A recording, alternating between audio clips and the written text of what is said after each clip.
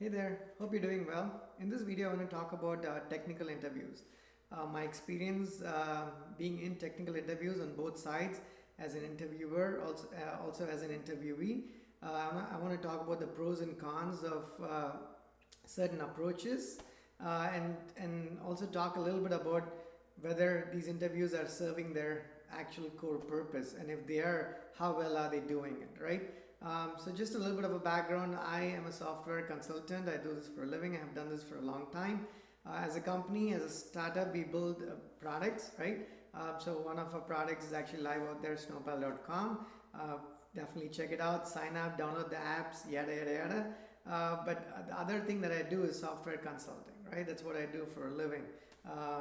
Till actually we start monetizing well enough on our platform, consulting is what pays my bills.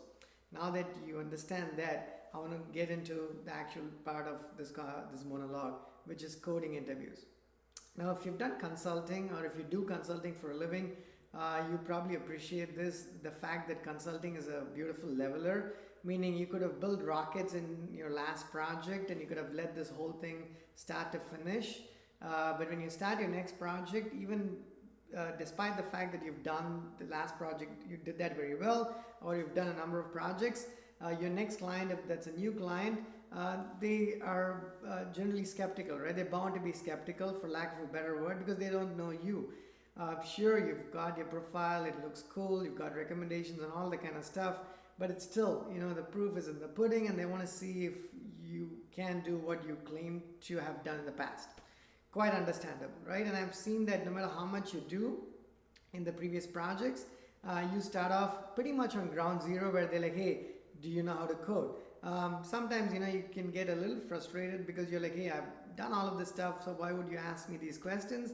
But you have to put yourself in their shoes as well, because they have to talk to n number of people, and credibility doesn't come cheap, right? So when people ask me what's your biggest skill, I say it's credibility, because it's unfortunately it's not the most common thing that you find. You hope to find that a lot more, but that's not the case. So now that puts the interviewers and the companies in a tricky position, because they're not exactly sure what you know or what you don't know. So let's keep that aside, right? So they need to do their due diligence to make sure that you bring to the table, one, A, what you promise to bring to the table, and B, what they expect for you to bring to the table. So we understand the metrics there, right? Nothing new.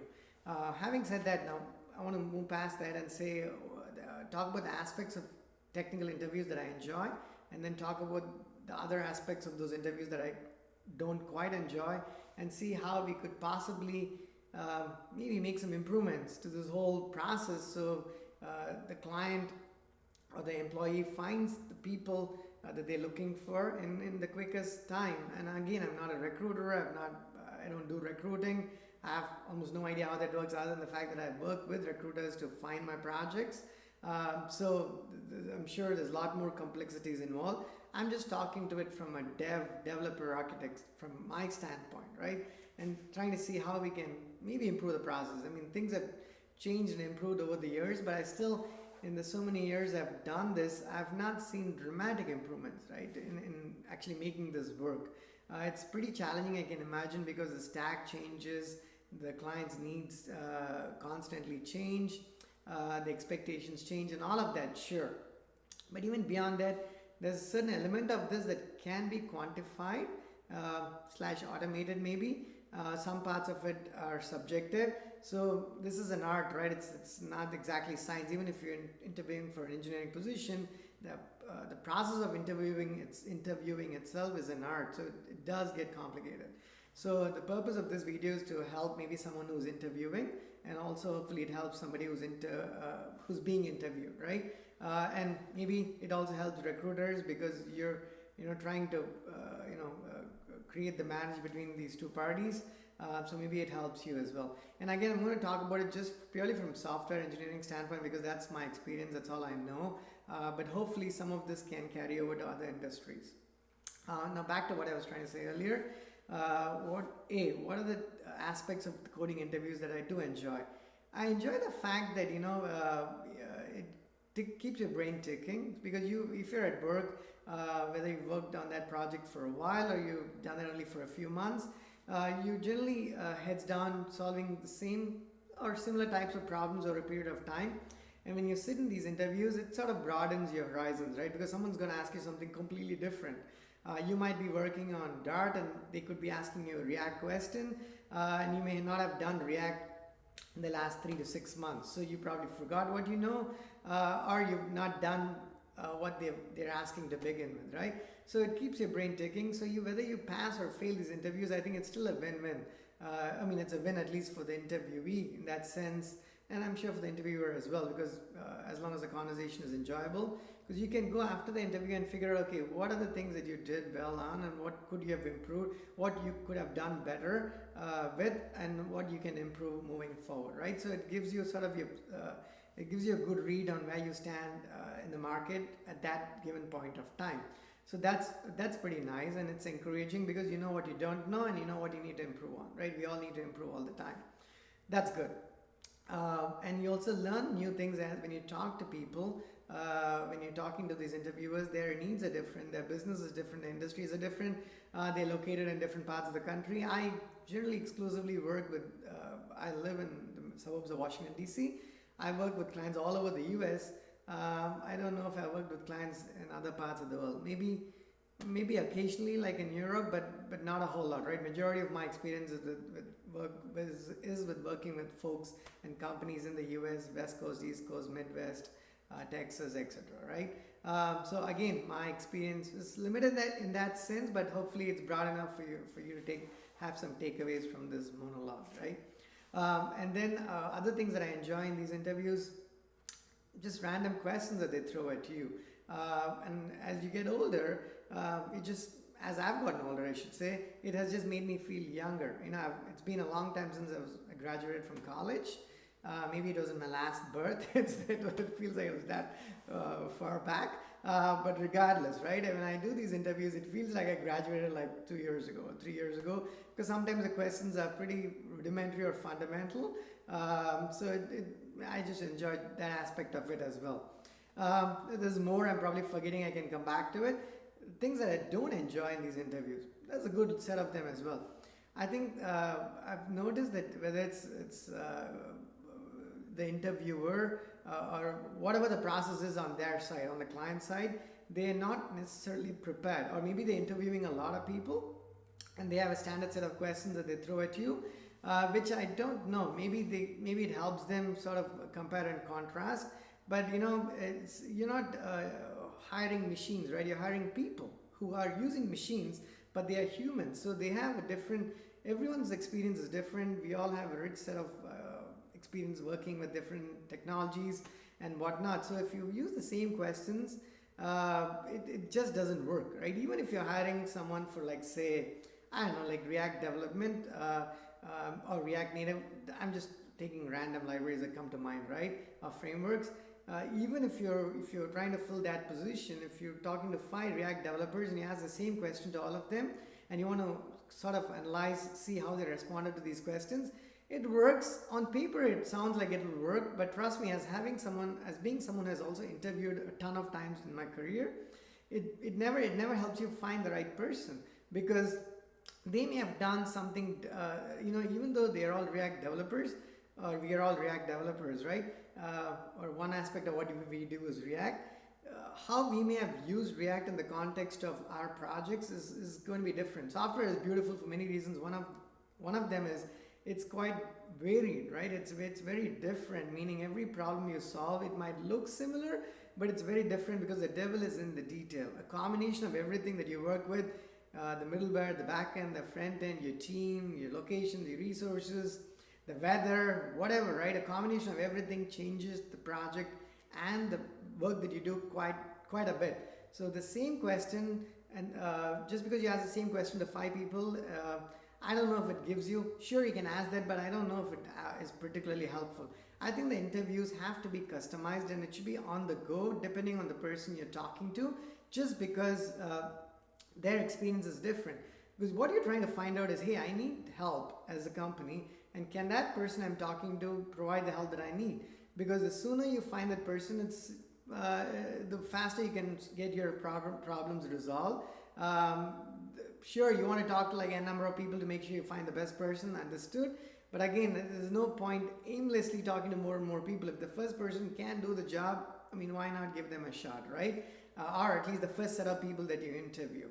And talking a little bit more about, again, going back to aspects of what I don't like, sometimes you get these random questions that don't relate to what you may have done in the past or what they might even be doing right now. It's just questions that you go to Google and look up interview questions on React Native or Dart or Flutter or Mongo or GraphQL, and then let me ask the first five that Google returns there, right? I don't think that makes any sense. I think it's almost a waste of time.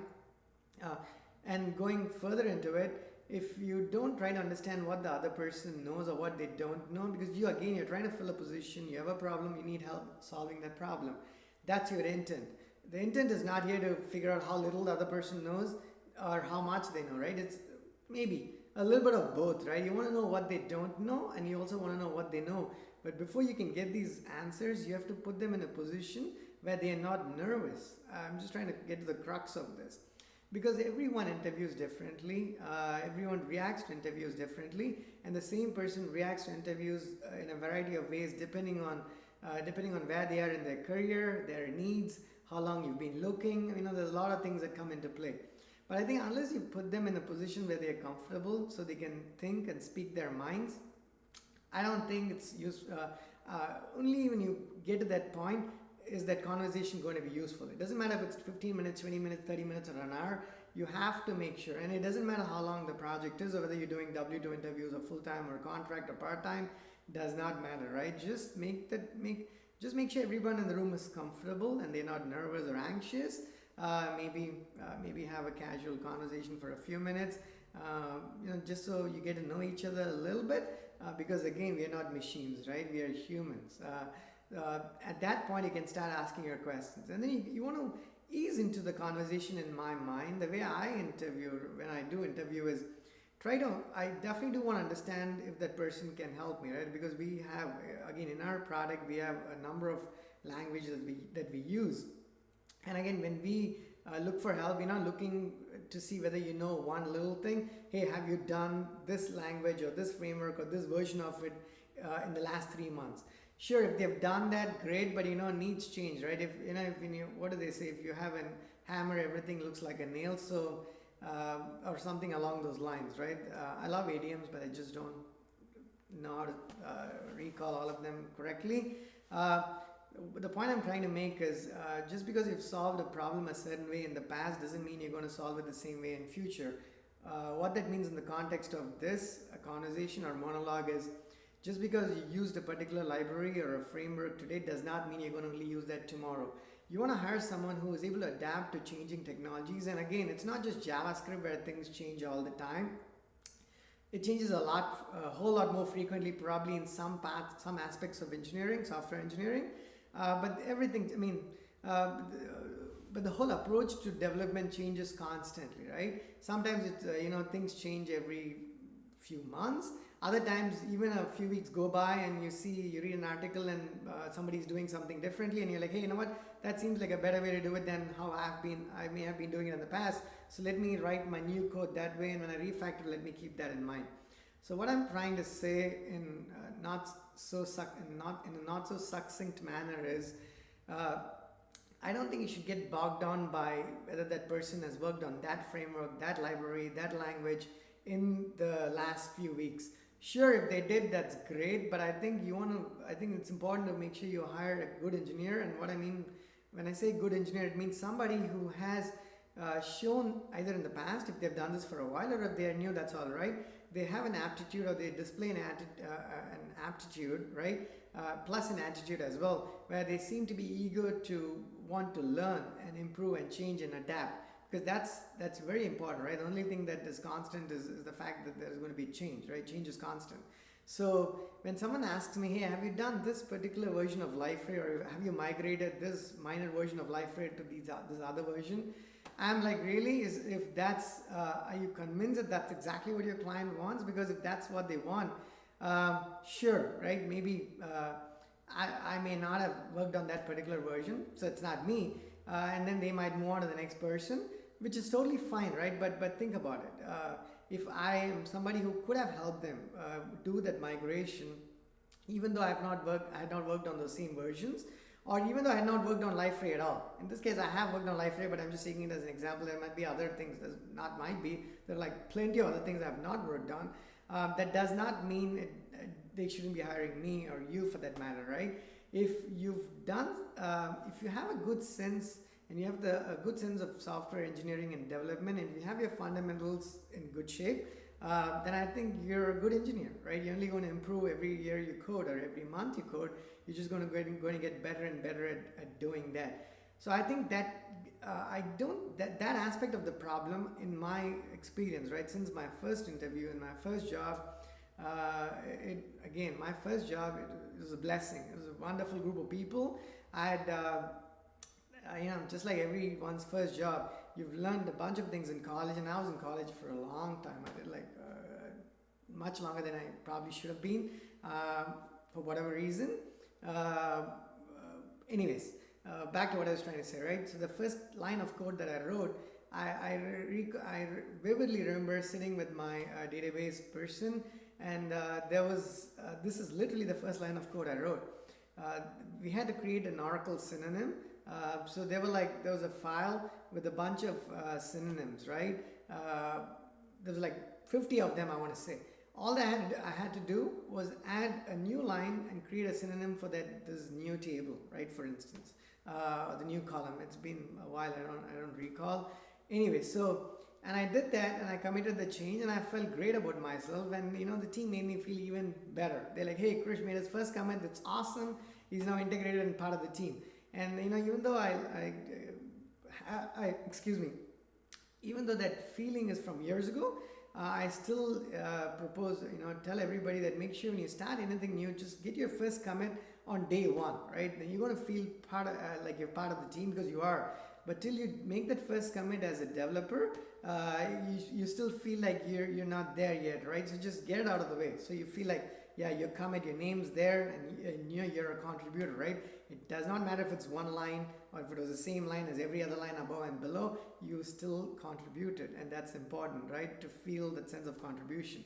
Now, that aspect of it might be a digression. What I'm trying to say is, I was made to feel comfortable on day one as a developer. So then I worked there for a year and a half, and I had a great time, and then I moved on to doing something else. But I still remember that experience sits very well with me in my mind, and I think it laid the foundation for a career that I totally enjoy. I love coding, and it started right there on day one, and it's because someone took the effort to make me feel comfortable. It did not matter. That line of code would have taken that person like probably 5 seconds to write, but that's not the point. They wanted me to become part of the team, so they gave me the opportunity to write that line of code, and it is important. The interview is no different. You want to make sure you make that person feel comfortable, and everyone's personality is different again, right? Some people are a little bit more nervous than others, and some talk differently. In my case, I'm tiny bit anxious, or I should say. I've done this a long time now, so I don't have those feelings anymore. But I do still get anxious. You're going to get on a call, you're like, okay, what kind of questions are you going to be expecting there, right? But once the first word is spoken by either party, I'm totally at home. I forget that I'm in an interview and I'm just talking my mind, and sometimes it works out, sometimes it doesn't. That's fine. It's part of life, right? You don't clear every interview. But let me come back to the coding interviews. I've worked for, again, larger organizations. I used to work for Oracle like years ago. I worked for mid-sized companies, small startups, really small ones, and then I've been working for my company for the last year and a half full time.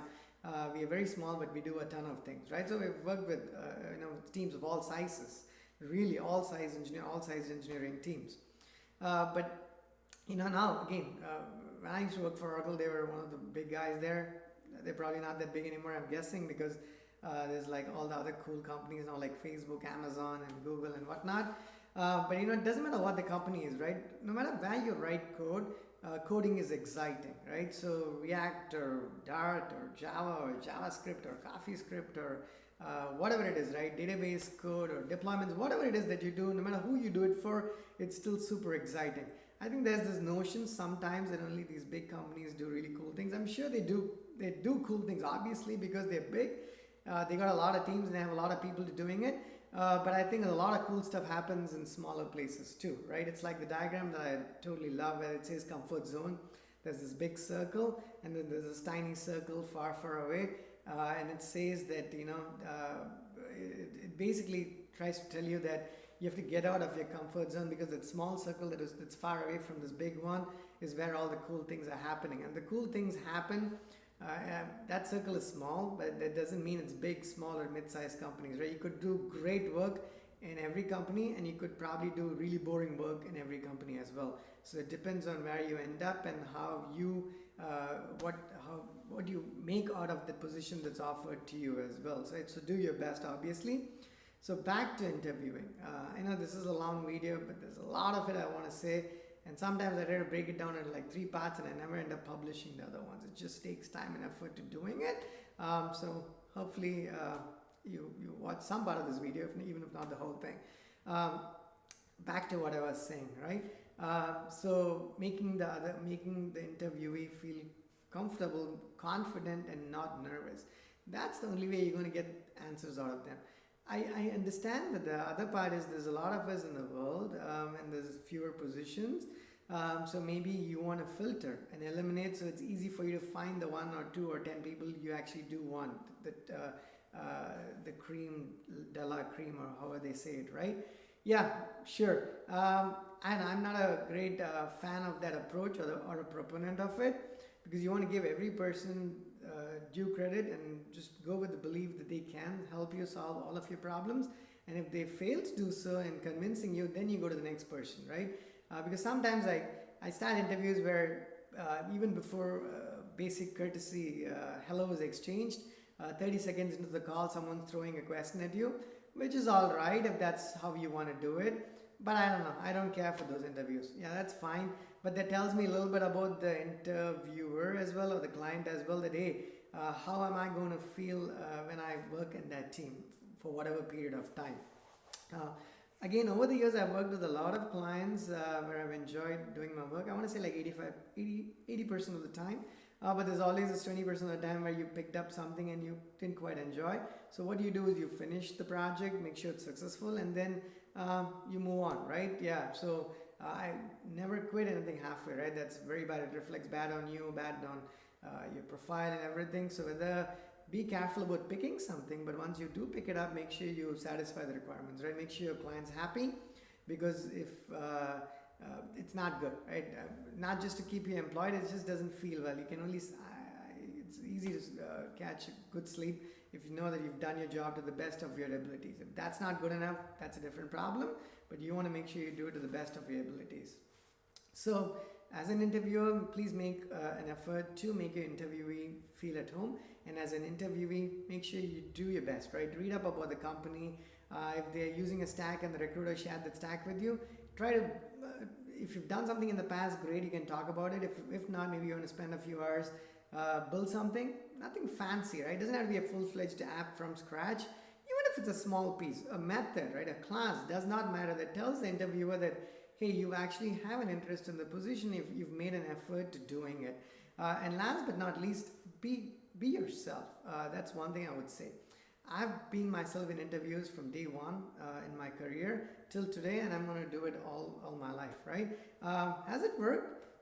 Yes and no. I think it's worked for the most part. Like I said, 80% of the time when I've enjoyed this, it's worked. But does it mean I've cleared every single interview? Obviously not, right? I don't know. If you're somebody who's cleared every interview, this video is a waste of your time. But if you think there are interviews that you may not have cleared or may not be able to clear, or you've made mistakes that you want to improve upon, hopefully some of this helps you at least a tiny bit. So, but again, back to what I was trying to say, the interviews I did not clear because I was myself, and maybe that didn't bode well, or maybe that didn't meet the requirements or whatever. Maybe I didn't answer the questions, a variety of factors, right? It is all right, because if you didn't get it, it was not meant to be, and maybe you wouldn't have liked it anyways, right? But I've had zero regrets in being myself. Honestly, I cannot be any other way either, even if someone paid me for it. But just I'm telling you, this is my advice. If you're just starting out, or if you're switching your career, getting into software engineering, just be yourself. Speak to what you've done and what you are able to do and how confident you are. If that's good for that job or that position. If not, that's fine. There's plenty of jobs. There's lots of beautiful companies, lots of great people to work with. So you're going to find something. Maybe it's going to take a little bit longer. That's all right. It's worth the wait, right? Because I've thoroughly enjoyed a lot of contracts and positions, and not only that, I've thoroughly enjoyed a lot of interviews. Even if things did not work out, meaning we know at the end of the call, maybe their budget doesn't allow it, or maybe I'm not available at the time, or maybe their requirements are slightly different. I've not done something that they need like today. We understand and accept it during the course of the call, and part ways in good terms, just even at that level, right? Be like, hey, you know what, I wish I could help you, but maybe you could find someone better. I think that's a more pleasurable way to have the conversation than make it all serious and curt and trying to, I know there are interviews where like coding interviews, right? That's what I do for a living. But what I prefer is for someone to give me something to do and say, hey, you know what, in a day's time, get this working, give it to me, let's get on a call, let's talk about the code quality, the design, the approach, and see if this works, right? Or if it doesn't work. That makes a lot of sense. What doesn't is, they give you a problem, and there's a number of pair of eyes looking at you. You have to turn to the board and start coding. I don't know. Maybe it works for some people. Maybe doesn't work for me. I've done it a lot of times, but I could tell that I'm writing the code. It's just that you're conscious of the fact that someone's looking over you, and it doesn't matter how many times you've done this. And and even an easy problem takes you a little bit longer time to actually think, to be honest with you, because you don't have an editor. You have like a pen or marker, you go to the board and you're trying to draw this out. I'm like, wow. Okay, one step better is someone looking, you have an editor, whatever your favorite editor is, like Visual Studio or RubyMine or WebStorm or Eclipse or IntelliJ, whatever it is, right? Or Sublime, doesn't matter. If it's your editor, what you work with, then you're a little bit more at home, so you can do a better job. But even in those scenarios, when someone's watching you, it makes it very tricky. Again, there's probably different, I don't know, I would like to know how other people think about this. It actually doesn't give me the comfort. We need that privacy, right? Just like when you're coding, you want to be in your space. What you produce is for public display, public within the realm of that company, or if it's an open source project, it's public for everybody, right? That's understandable. But once you've had the time to think, collect your thoughts, code, and then fix it, refactor it, it's good to go, right? Or you have some part of it working. But I don't know if my brain is up for hire as I think through it, right? It's up for hire for me to contribute to your problem. But as I'm thinking through a problem, I almost feel naked when somebody's watching me code. It's not my preference. I'm not saying it's right or wrong, it's just not my preference. And I've seen that those interviews may or may not produce the best results in terms of what you want to be able to do. I'll give you an example of an interview I did many years ago, where there was was it a Node interview or a Ruby interview? I don't recall. They needed me to do something. I went to the board and I actually wrote it. And funnily enough, it was close enough to compiling. I think I didn't miss brackets and periods and slashes and semicolons, I presume. Because we took that and it did run, but the thing is, it was like, it took, let's say, I remember this, like it took like 7 lines of code, and I knew when I wrote it, I told them this could be done in like 3 lines or so, right? Totally. But then when you're thinking, when you're solving the problem for the first time, you're not going to solve it the best way, not necessarily. And then you realize you wrote it in 7 lines, and then you tell them you could have done it in 3 lines. But this whole conversation, I don't want for that to be that way, right? Now, give me the half hour, give me the 1 hour, give me the 2 hours. Let me do it in my comfort zone. My comfort zone being my machine or your editor or my space, whatever that comfort zone for you is. And then you do the analysis, figure out whether this person can help you or if they cannot help you. And I see this because even when I interview people, at least I make an effort to make sure that they are at home, they feel at home, because otherwise, again, we're a small shop, we need people to help us.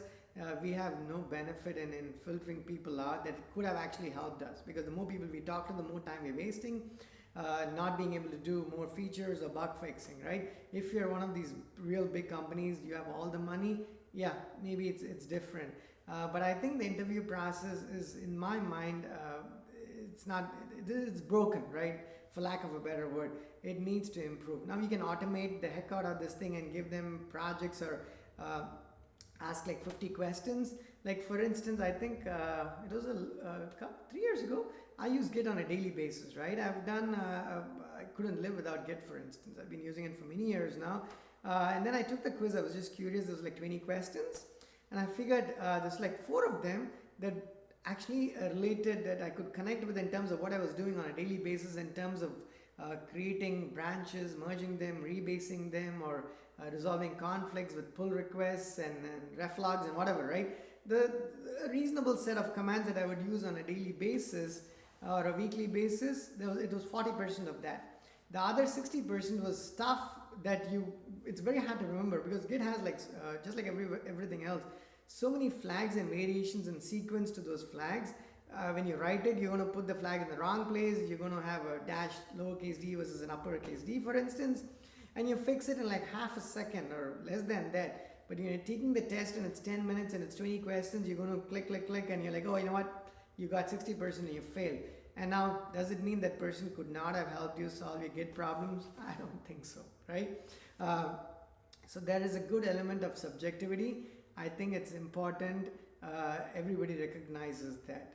Again, if you have a lot of money and you're a big shop and you have plenty of time, maybe some red tape as well, maybe you can live with some of the limitations. But if you're small enough and you want to hire someone quick enough, and just so they do a good job and help you improve, help you progress, help you succeed, just like you're going to help them succeed, I think everyone's got to make an effort, right? And finally, before I end this really long video, I want to talk a little bit about recruiters, my experience as well, right? So I work with a lot of recruiters on LinkedIn, on and off of LinkedIn as well. But I generally find work primarily on LinkedIn. It's been a long time, I think, since I found it probably elsewhere. People look you up and they're like, hey, I have a problem. Can you help me? And then you get on a call and then you go from there, right? And then I see that, whether you're a new recruiter or if you've done this for a while or you've just switched into technical recruiting, it can be challenging because there's a lot of technologies. Like I spoke to someone recently, I think it was a recent college grad, and she probably recruiting as her first job. And then there's a bunch of technologies that the client wanted, and she was going through that list. I actually have it clearly laid out on my website, and I was trying to point her to it. And then I realized, how should the company have trained her? I mean, a little bit more, because you're getting out of college, you're new. Just like I had to write my first line of code with somebody watching over me and helping me out. Somebody's got to tell them, hey, what is MySQL? What is Postgres? What is a NoSQL database? I mean, what is CouchDB or Amazon DB or Dynamo or if it's Mongo from a database standpoint? What is deployment? What is Heroku? What is EC2? What is DigitalOcean, right? Or what is a language? What are libraries? What are frameworks? If you don't take the time to teach them any of the stuff, and they're going to have to ask you these questions, I don't know how it helps the cause at all. Because, we went through a list of items, the answers to which I already have in plenty of different forms and shapes on my website, on my mind maps and profile and wherever else. And then some of the questions were like, hey,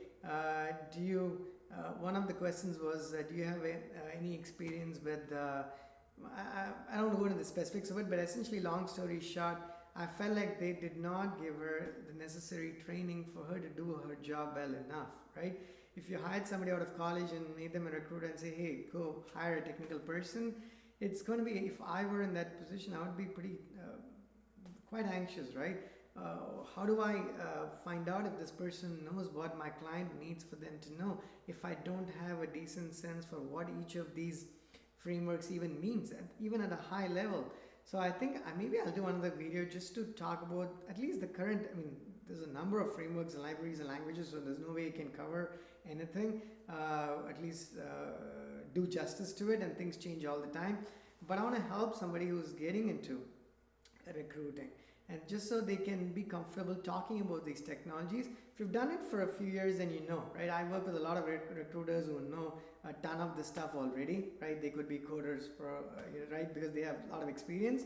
But not when you're getting started, you don't have that experience, and you cannot have that experience because you've not done this, right? And you may have studied something else in college altogether.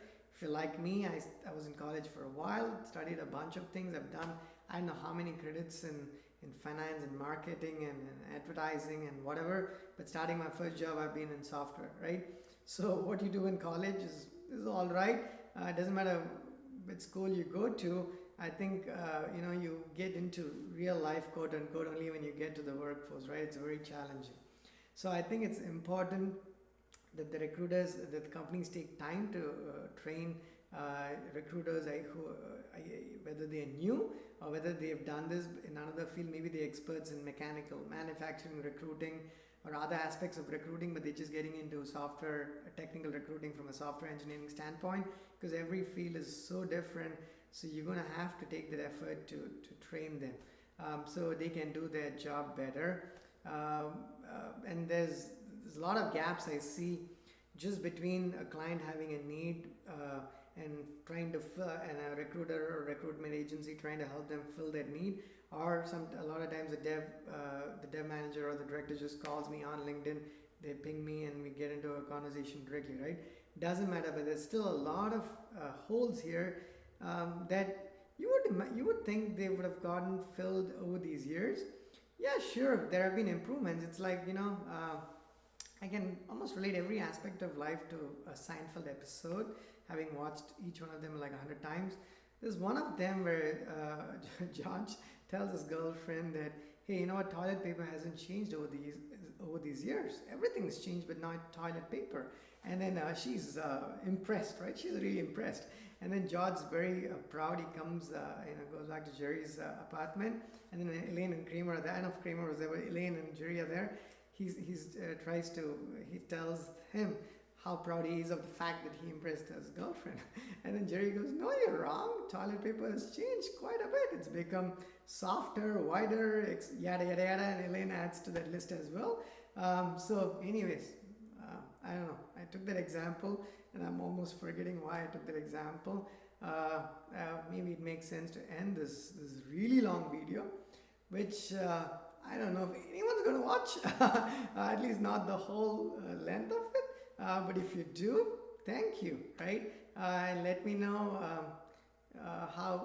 if there's anything else you would like to know from a how to hire an engineer standpoint. At least I'm happy to share my experience. This was really long, but thanks a lot. Hopefully it helps a little bit.